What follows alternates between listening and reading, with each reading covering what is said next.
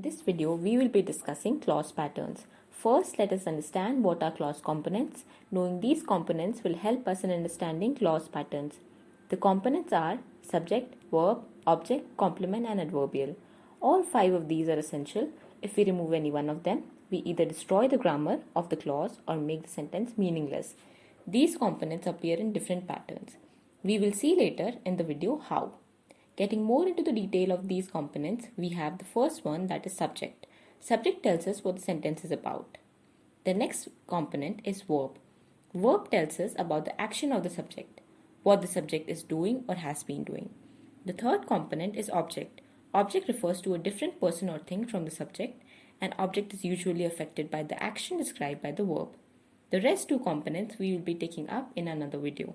So now that we know of these three components, we will understand the patterns they form. The first pattern is subject plus verb. It is the simplest pattern out there. In this pattern, the clause will contain one subject and one verb. For example, a bird was chirping. Bird is the subject here and was chirping is the verb part. Was being the helping verb and chirping being the main verb. Another example is a big brown bear was roaring. Here bear is the subject and was roaring the verb part. The second pattern is that of subject plus verb plus object. It is a common pattern in English. This is also the word order of English language. The clause will consist of one subject, one verb and one object. For example, Meela drives trucks.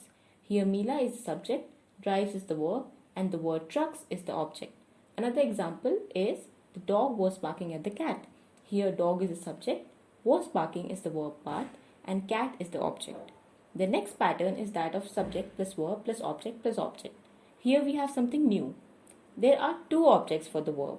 Now there are certain verbs which have two objects, not all verbs but some. For example, lend and gave.